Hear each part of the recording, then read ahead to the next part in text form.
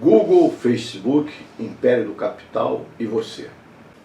Quando você clica no Google ou comunica-se via Facebook ou Instagram ou WhatsApp, você lhes fornece o material que desejam para elaborar, vender, informar, controlar, lucrar, prever ações sobre você, a natureza humana, o homem. Queira ou não, você é alvo daquelas supercorporações. Matéria-prima para lucros, manobras, comércio, vendas. Você lhes mostra o que consome, faz, pensa, onde e como anda, situação financeira, leituras, estudos, amigos, planos. E não só para eles, para os governos deles e de outros. E assim permite-lhes, via lógica de alto nível, tecnologia digital e instrumental, psicologia social, algoritmos e outros meios, uma amostra e previsão de todos os seus comportamentos presentes e futuros. E ainda meios em condições de influenciar e modificar o comportamento humano em geral, como explica Shoshana Zuboff. Os dados colhidos são mantidos pelo Google e outras empresas por tempo indeterminado, ficando disponíveis para agências de inteligência e aplicação da lei. Isto é, seja uma CIA, polícia ou justiça, o império do capital, Estados Unidos ao fundo. Mas o que ocorreria num país já fragilizado e doentio como o atual Brasil? O que estamos assistindo? No Brasil, a situação é catastrófica, afirma epidemiologista Ethel Maciel. Faltam competência técnica, vacinas, vacinação atrasada, média de 2.000 mortes por dia, chegando-se a quase 300.000 mortes. Estagflação e um presidente e ministros acusados de genocidas a nível internacional e que reagem com velha lei de segurança nacional, herança de regime terrorista, vigente não por acaso, atingindo youtubers, jornalistas e cidadãos diversos. Esse povo vai às ruas vender o que pode, garimpar restos de comida, tentar emprego ou catar a xepa dos supermercados, buscando as ilusões que pode, entre elas imaginando até aprendizados e informação fidedigna num Google. O capitalismo de informação, agora de vigilância, termo atual, consiste na perversão máxima do outro, neoliberal. Zero democracia, liberdade e direitos. Você não percebe nem autorizou o que se passa. Se não poderia ser domado nos Estados Unidos, sede imperial, muito menos aqui, agoniado país satélite. Tiroteios, áreas em que o Estado não entra, fracasso de tropas militares, crise do superautoritário Estado brasileiro, desigualdade a maior do mundo. Compreensível, pois, a hostilidade dos aqui ignorados e explorados, com esses exemplos de civilização que lhes são exibidos. O país corre sérios riscos. Há muito Freud advertiu. Uma civilização que deixa insatisfeito um número tão grande de participantes e os impulsiona à revolta não tem nem merece a perspectiva de uma existência duradoura.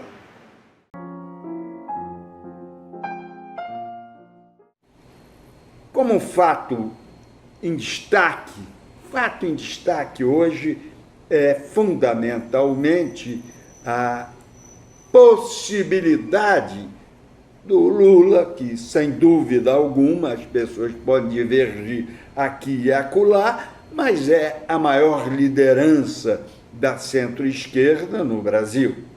A polarização entre o Lula e o Bolsonaro em queda dentro desse processo todo, para ele, Bolsonaro, ele pensava que ia concorrer com um indicado do Lula impedido.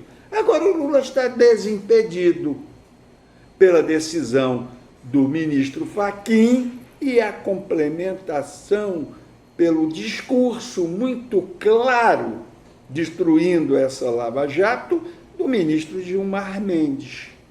Então, 2 tiros foram efetivados. Um em cima do capitão Bolsonaro e outro em cima desse juiz falcatruento, desse juiz Moro, acoplado com aquela procuradoria lá de Curitiba. O quadro político muda radicalmente no Brasil. Essa é uma questão. Claro, os partidos de centro-esquerda, com a mudança da centralidade do Lula, eles também se acomodam. Vai querer o PSB, por exemplo, perder seus espaços, atropelados pela força política do Lula? Como ficará o PDT? Vamos ver. As questões estão se recompondo dentro do quadro político brasileiro, sim. E existe um esfacelamento na busca personalizada desse pessoal, dessa direita não bolsonarista, não é? Do PSDB, dos democratas, eles também estão buscando seus assentamentos. Então, o quadro político muda de qualquer forma, quer a pessoa seja ou não a favor do Lula. Fatos em destaque. Numa conjuntura como a que vivemos, evidente só há um fato em destaque, o que passamos hoje. A par disso, muitas pessoas perguntam o seguinte, por que o nosso povo não reage na atual situação? Vejam o caso do PT, surgido também com essa reorganização partidária. O PT hoje tem vários governos, centenas de deputados, dezenas de deputados, centenas de vereadores, deputados estaduais, etc.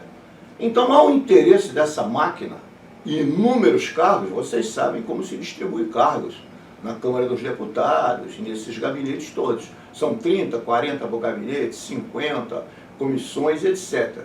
Então, há aí alguns milhares, se não milhões de pessoas constituindo uma estrutura que tem interesse em manter seus cargos em eleições e não nenhuma mudança no atual momento, nem correr riscos. Então, se vê que o que hoje acontece é isso. A par disso, há outra questão ainda, que é a precarização dos trabalhadores, a desindustrialização, que mudaram o rumo daqueles que poderiam ser organizados e mudar situações. Além disso, nós temos o uso sucessivo por Bolsonaro do medo, que todos sabem, pela psicologia social, que é um maior fator de coerção social, o medo. Bolsonaro ameaça golpes, ele lembra o uso em torturas, ele arma seus irmãos, etc., seus filhos, ele arma milícias. Então, o medo, sem dúvida, está exercendo um papel. Além disso, a intimidação. Vejam que há vários jornalistas, blogueiros, etc., respondendo a processos. É essa conjuntura nossa, que é o apelo ao cristianismo e às religiões. O uso, a manipulação do cristianismo. Essa manipulação é feita de uma forma que dá para entender. Esses pastores ligados a Bolsonaro, R.S. Soares, Santiago, não sei o que, Macedo, eles têm interesse nas suas televisões. E quem faz essa concessão e prorroga concessões é o Poder Executivo. Então é uma troca de interesses ali. Há ainda um outro aspecto, o que mostra que os estrategistas por trás dessas correntes de extrema-direita e de Bolsonaro são espertos. Vamos falar aqui da questão do instinto humano, que Freud também destacou no id. Freud colocava que o homem tem naturalmente um instinto de destruição e até de morte. E Freud colocava também muito bem que isso atinge todos os homens. O que fazem os bolsonaristas e essa extrema-direita? Eles incentivam aquele lado instintivo das pessoas, eles incentivam a emoção. Nada de razão, nada de lógica, nada de argumentos lógicos para defender suas ideias, porque eles não os têm. O capitalismo hoje, e muito menos esse capitalismo de extrema-direita, não tem defesa alguma racional. Então ele apela para as emoções, para o instinto, para o lado pior, animal do homem. E isso dá certo, Freud já explicava isso. Então vejam bem que nesse ponto eles se apropriam da ciência, porque Hitler fez o mesmo. Hannah Arendt mencionou isso. E a extrema-direita americana também. Então, eles utilizam aspectos científicos, como a utilização da psicologia do medo e outros, quando lhes convém. Olha, o meu destaque é a decisão por 4-1 do Tribunal Regional Federal da 5ª Região, que aprovou um recurso da Advocacia Geral da União que sustentava o direito do governo de realizar atividades em alusão ao golpe de 64, considerando a Revolução Democrática de 31 de março.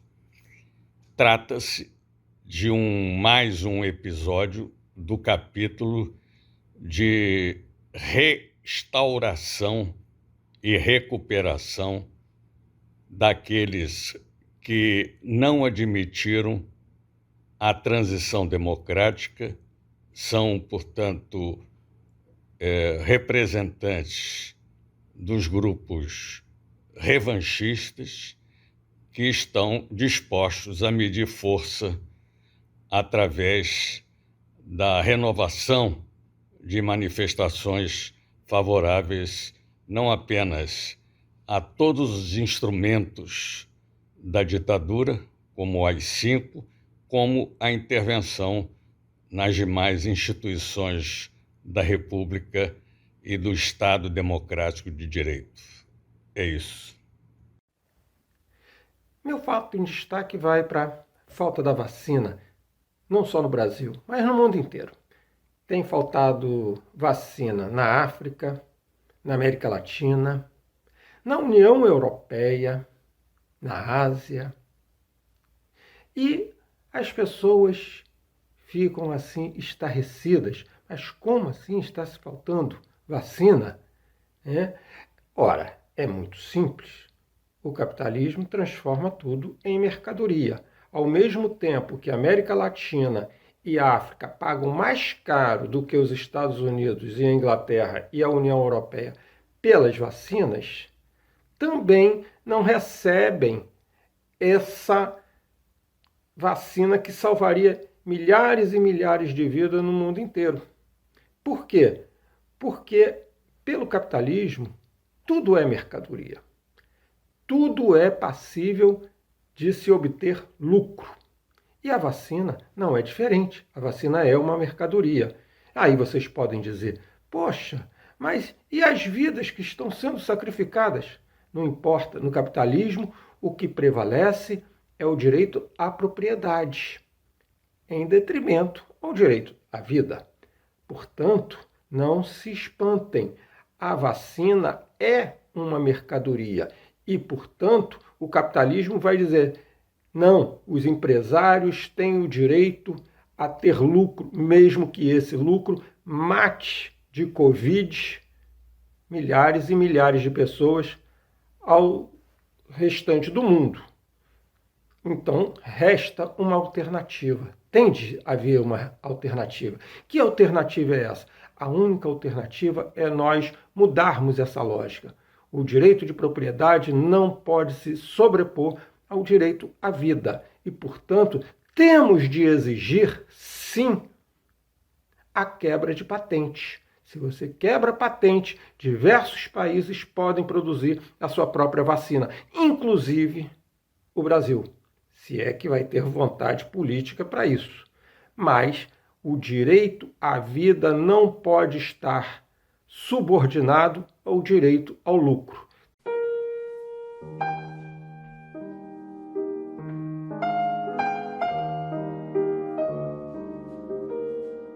Prepare o seu coração nas coisas que eu vou contar.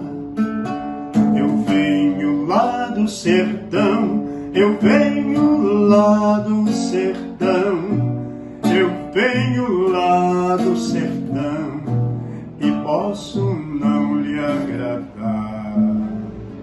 Aprendi a dizer não, ver a morte sem chorar, e a morte o destino tudo, a morte o destino tudo estava fora de lugar.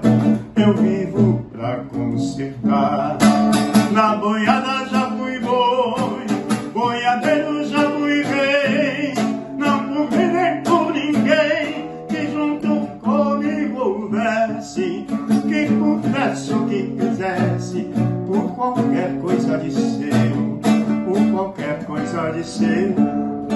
mais longe que eu. Mas o mundo foi rodando nas patas do meu cavalo, e já que um dia montei, agora sou cavaleiro. Laço firme, braço forte, e o reino que não tem rei. Alaiá, alaiá, alaiá, alaiá, alaiá, alaiá, alaiá, alaiá, alaiá.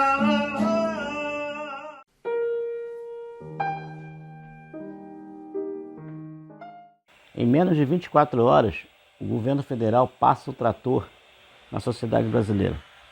Encaminha o Congresso, a presidência das duas casas, cerca de 34 projetos de lei que já estavam lá quando tramitando, mas alguns foram barrados durante um bom tempo pela oposição, porque são todos do mal. São todos para prejudicar a população brasileira e a soberania nacional. Vamos começar por eles. A Pandora está aberta. A caixinha de Pandora foi aberta. Salve-se quem puder. Ou vamos lutar, ou vamos morrer sem lutar. Vamos lá, começamos pelo seguinte. Lei da partilha vai mudar. Pois é. A Petrobras não terá prioridade para a exploração de novos poços de petróleo e de gás natural. Não terá prioridade. Estatuto do Índio. Imagine o que farão com os povos originários. Vai ser o extermínio. E detalhe, ainda tem um outro projeto de lei que tem a ver com os povos originários. Mineração nas terras dos povos originários, nas terras indígenas. Imagina regulamentar a concessão em terras indígenas, em solo sagrado.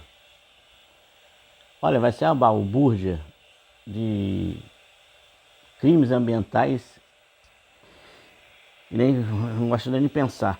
E fora a matança. Os povos originários vão resistir, com certeza. Lei de cabotagem. Imagina o que vem aí, com a BR do mar, não discutida também com os caminhoneiros. Reforma tributária. Vamos dar dinheiro aos ricos, tirar mais dinheiro dos pobres trabalhadores e doar aos ricos. Coitado dos ricos brasileiros e internacionais. Privatização da Eletrobras. Voltamos à voga da Eletrobras de novo. Vamos ficar sem energia, apagando o Brasil. Senhores das Forças Armadas, vocês vão ficar sem energia elétrica. Com certeza. Hospitais públicos. Em qualquer rincão do Brasil não teremos energia elétrica. Porque aconteceu no Amapá. Se vocês quiserem contactar o radar, é melhor fazer a manivela, porque sem Eletrobras vai ficar difícil. O país está acabando, gente. Estão acabando com o nosso povo todo o dia. Lá vem Pandora.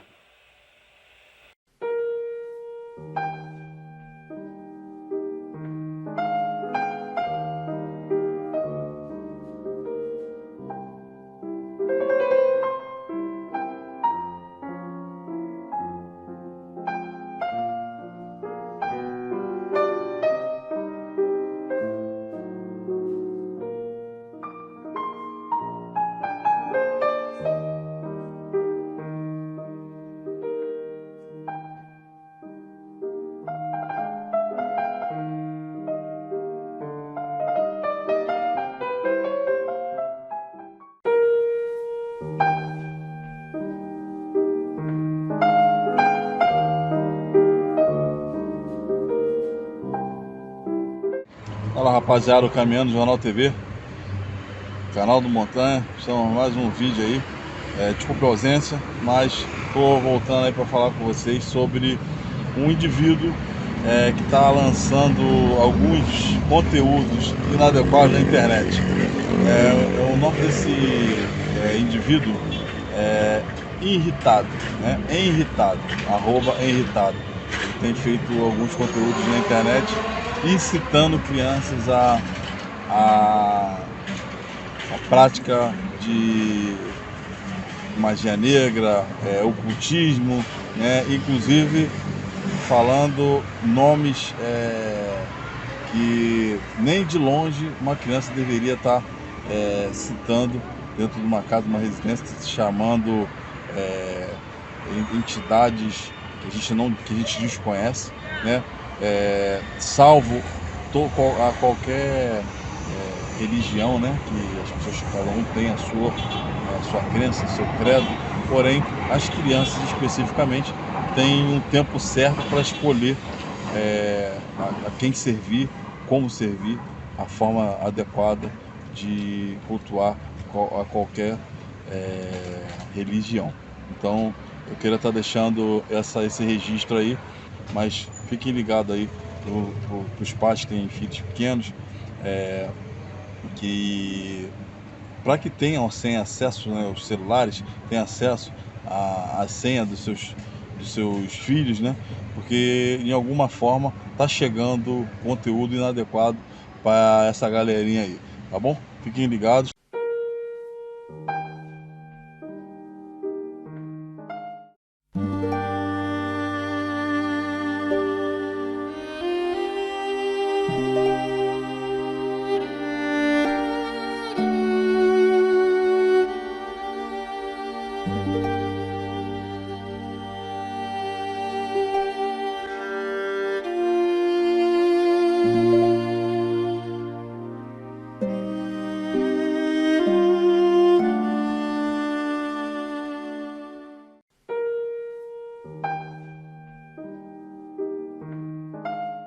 E hoje eu trago para vocês a letra de uma música de Marisa Monte, que é um verdadeiro poema.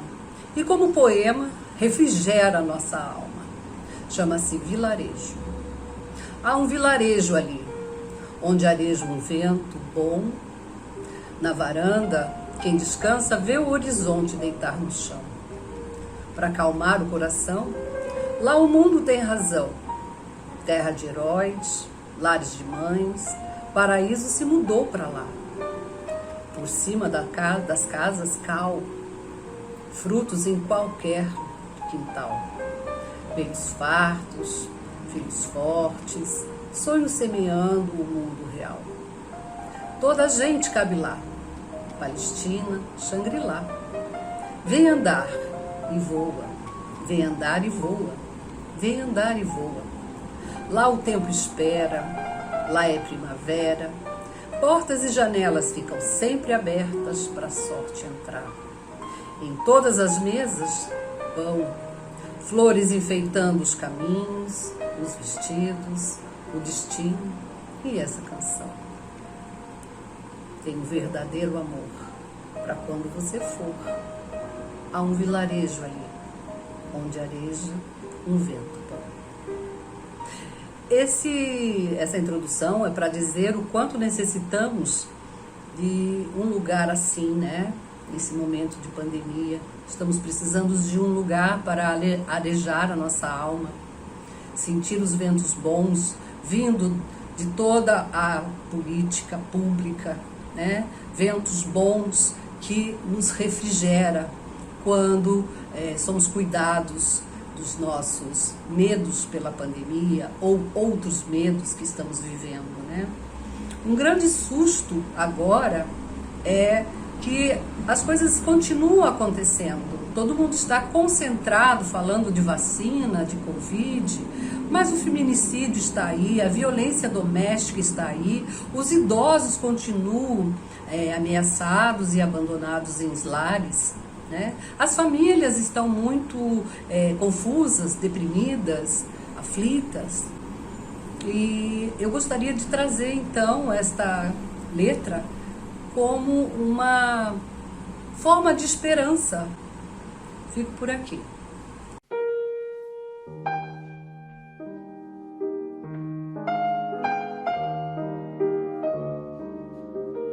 O golpe de 64 foi um golpe de classe, como acontece com os golpes que caracterizam o impedimento de governos que tentem minimamente reformular algumas estruturas sociais que precisam ser, pelo menos, modernizadas. Nós estávamos, naquela ocasião, com um governo popular, eleito por grande parte da sociedade brasileira, E esse governo tinha como objetivo a implantação das reformas de base, dentre as quais a reforma agrária, que era mais do que necessária para que se pudesse permitir a integração de grande parte da população trabalhadora do campo nas terras devolutas, ou seja, nas terras de ninguém, boa parte delas sob o domínio e o controle do próprio Estado Nacional. Portanto, era um projeto até certo ponto limitado, tímido, porque não ia contra, diretamente, frontalmente, aos latifúndios, ou seja, às grandes propriedades improdutivas, e mesmo assim, essa reforma agrária foi considerada uma reforma comunista, ou algo que viria, inclusive, a prejudicar os proprietários também dos grandes centros urbanos.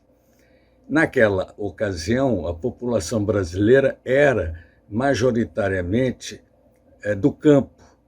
Ocorreu uma transição negociada com os próprios detentores desse regime militar e empresarial, que propiciou um retorno às liberdades democráticas e, ao mesmo tempo, a anistia política que reintroduziu figuras importantes do cenário político que tinham sido alijadas pelo golpe. Os governos populares e democráticos se seguiram a transição promovida, em grande parte, pelo próprio regime,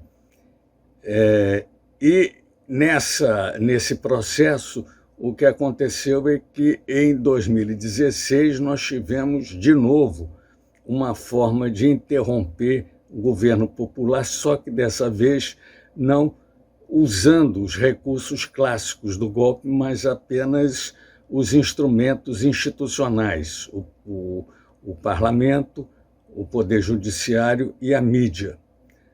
Nós estamos, no momento, sob a ameaça de novos retrocessos que precisam, tanto, serem bastante compreendidos como parte integrante de um processo de dominação, de hegemonia das classes dominantes e de seus aliados ligados principalmente aos setores intermediários. É isso. Então os militares aqui traçaram sempre, junto com os americanos, Colbert, que estudou lá, e ligado aos americanos, com estrategistas americanos, uma estratégia de intervenção para também depois da ditadura militar. Vejam o seguinte, 1970, assassinaram toda a cúpula da Ação Popular, assassinaram toda a cúpula do PCdoB, assassinaram toda a cúpula da AP, como eu já falei, e também do PCB, inclusive no massacre da Lapa, assassinatos, inclusive o PCB tinha uma linha pacífica, não estava em armas, assassinaram friamente.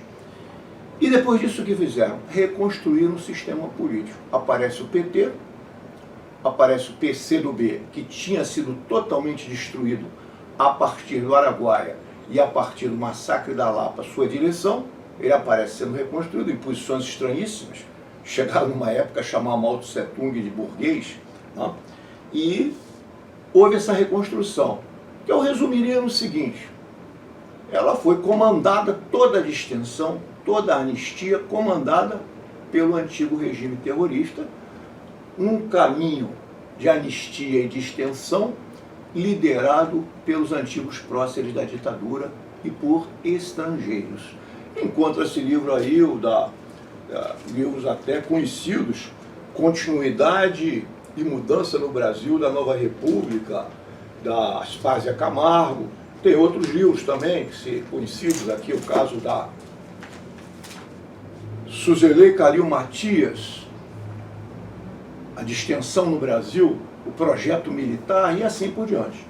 Então nós assistimos sempre o dedo militar e a estratégia estrangeira, em 70, em 80, na reconstrução dos partidos políticos, e isso chega a nossos dias com alguma surpresa no caso de Bolsonaro. Mas vejam um pouco mais a década 70. A década 70.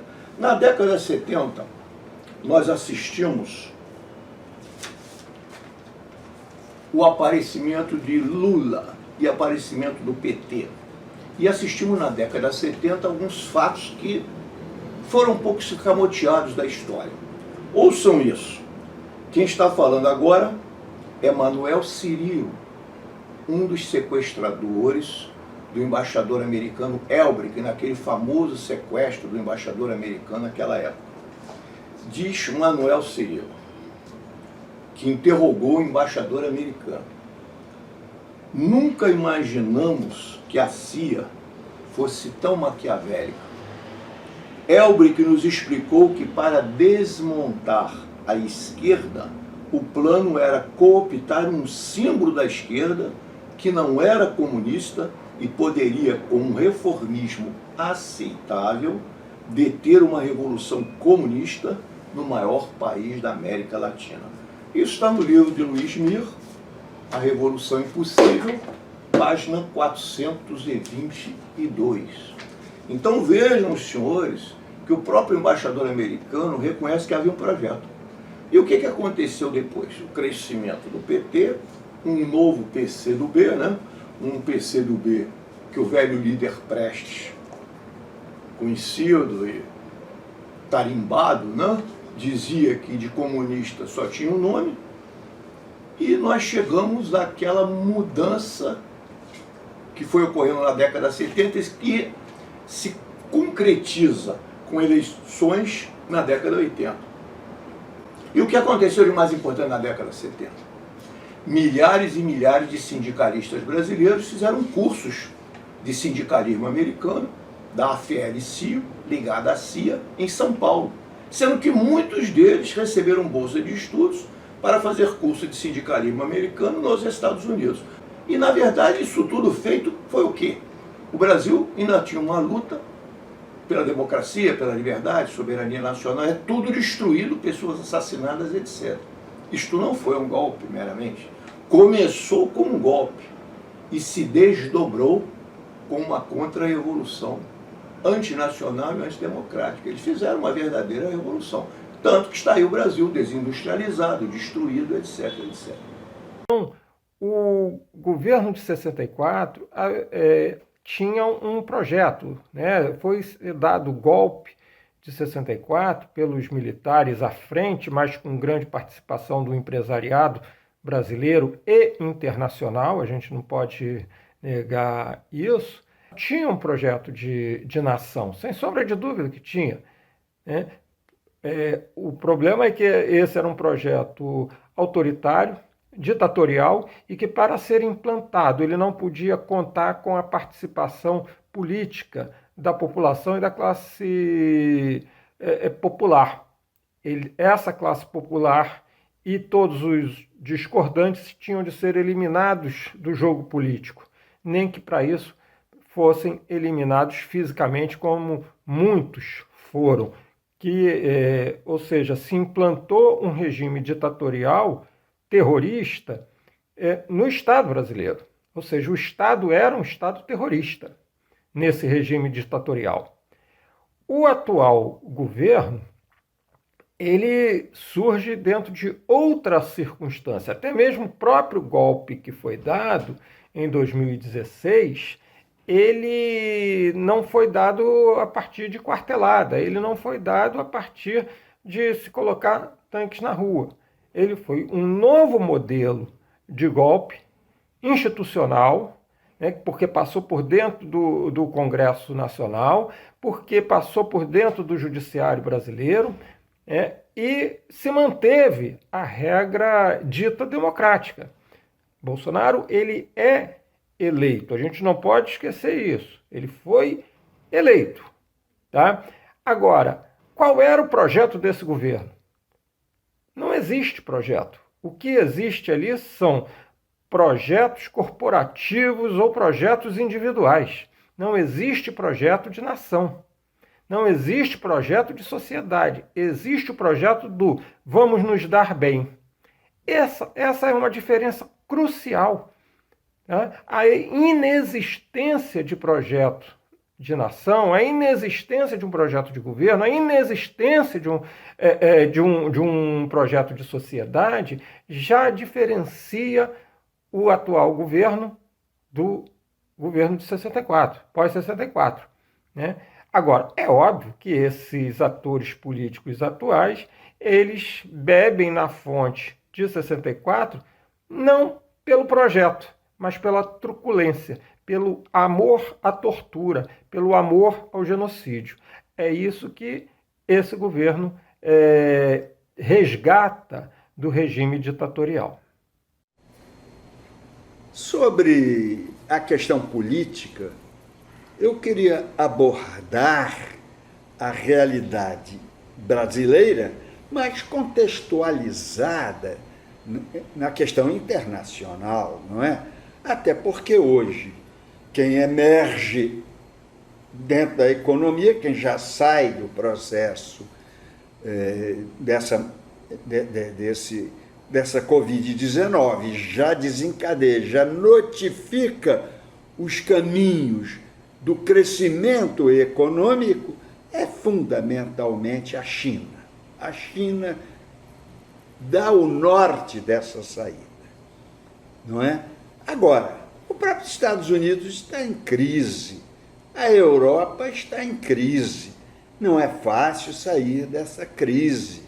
O Brasil, sem dúvida alguma, está em crise da Covid-19, dessa mortandade, e que eu não sei se é programada mesmo pelo governo do capitão Bolsonaro e complementada por essa política neoliberal, não é?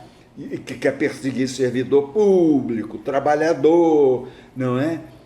Esse massacre que vai dando essas migalhas de sobrevivência, não é? Mas não muda fundamentalmente a rota da economia como uma solução já em segundo estágio da superação dessa Covid-19. Porque a partir da vacinação em massa, grande volume de desempregados virá em busca de emprego. E a curva será exponencial dos desempregados no Brasil, como no mundo inteiro, como nos Estados Unidos, na Europa. Quem canalizou com certeza foi a China, não é? É isso daí.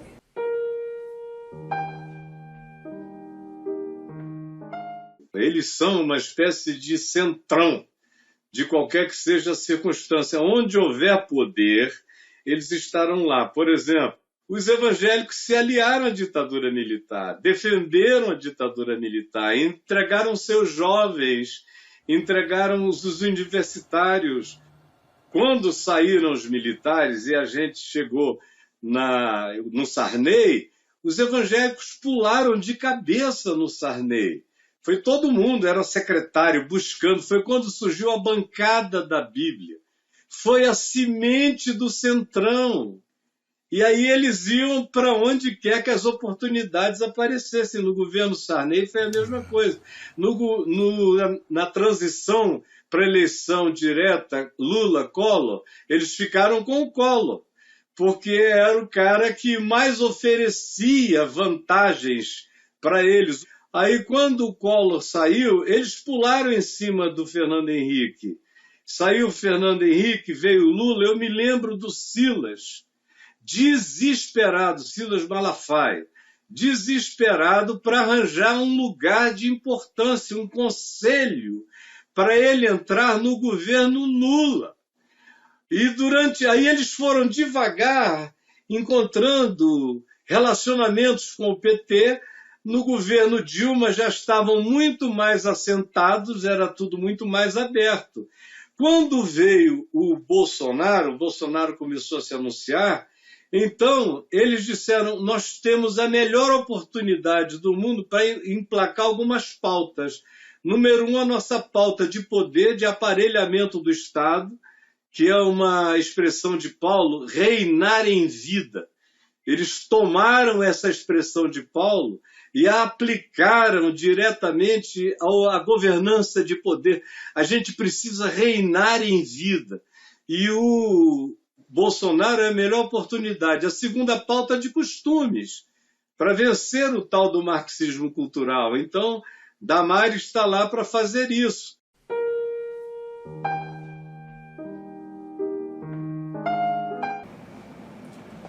Política.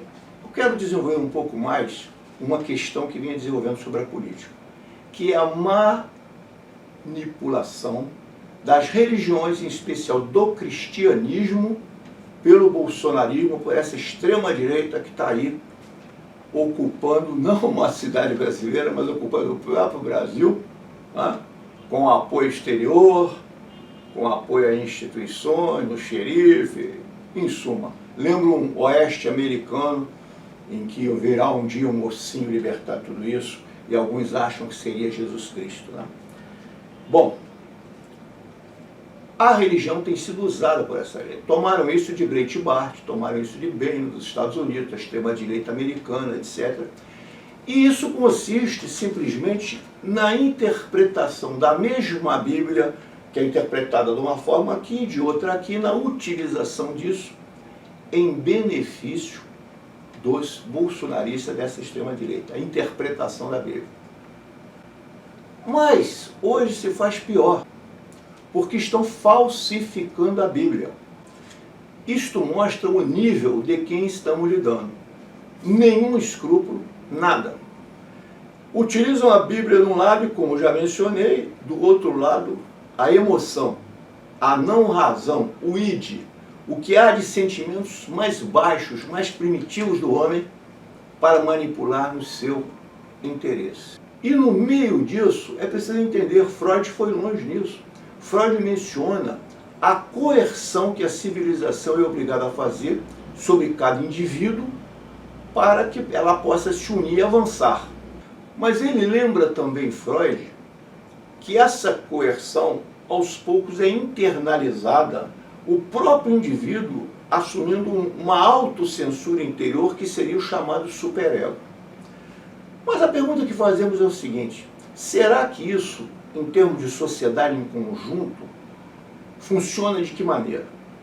Até que ponto a sociedade brasileira, acostumada à violência do colonialismo, à grande boçalidade tirada do colonialismo e usada contra índios e negros, até que ponto essa sociedade ela não internalizou esse mecanismo de coerção civilizatório, construindo corretamente um superego, e ela se mostra completamente desordenada através de tiroteios, violências, etc., uma hostilidade, e vemos isso em favelas em toda parte, gerada por uma imensa desigualdade.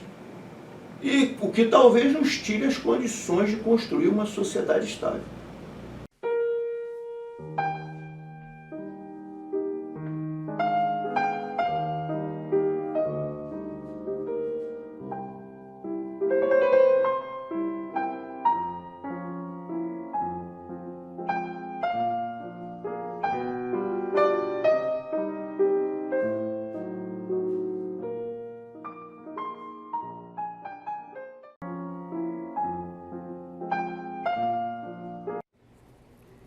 É isso.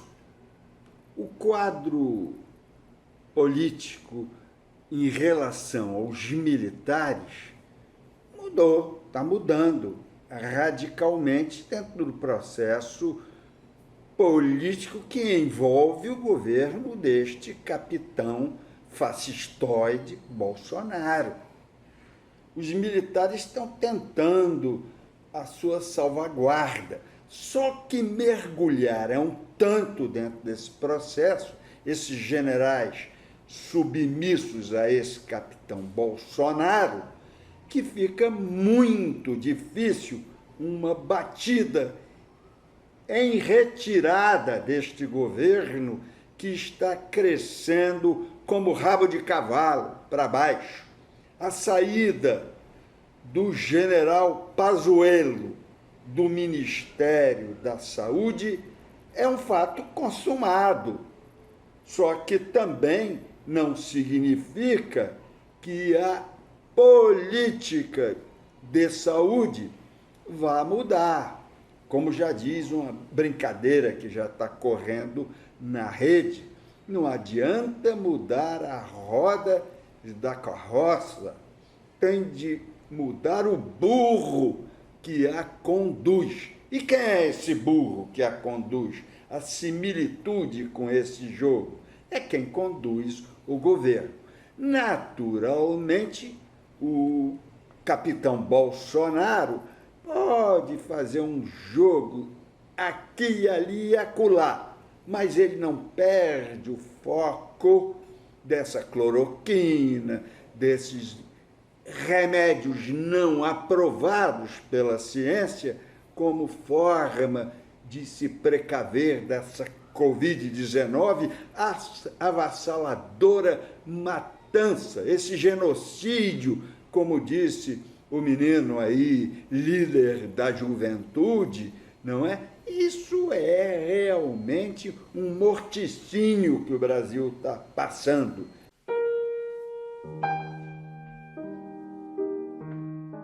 A PEC 32, vou falar bem rapidinho, ela tem alguns pontos que são os piores. Primeiro, o artigo 84 da Constituição passa a permitir ao presidente da República, e vai fazer a mesma coisa lá na frente com governadores e prefeitos, o direito de extinguir órgãos, de extinguir cargo, de extinguir carreira. Por exemplo, IBAMA, ICMBio, universidades, o INSS, está com 1.700.000 processos parados por falta de servidor. O que eles fizeram?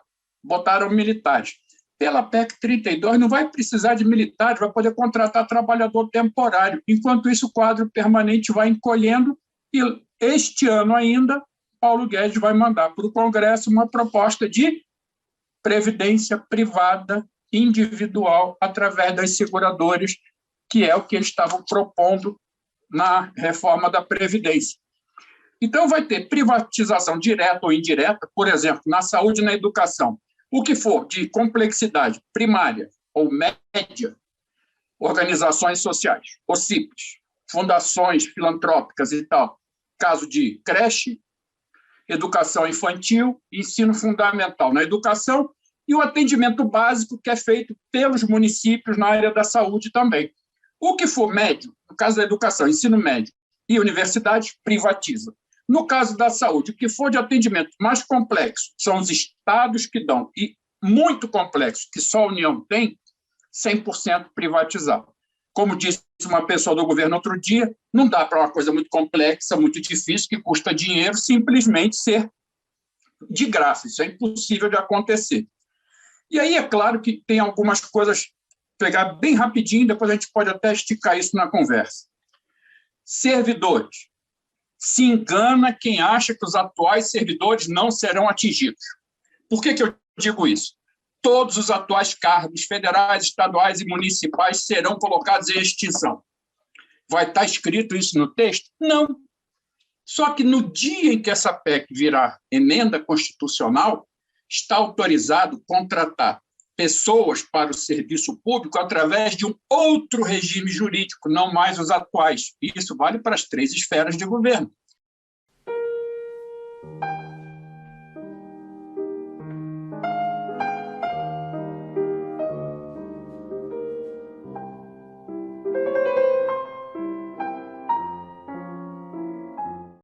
Não tenho orgulho de berço, nem local de nascimento. Meu céu é onde converso, meu chão é onde me sento. Busco, sim, entendimento em samba, fuzil ou terço. Para mim, o tempo não acaba, nem a recusa me ofende. Palavra puxa palavra, um dia a gente se entende. Mário Lago,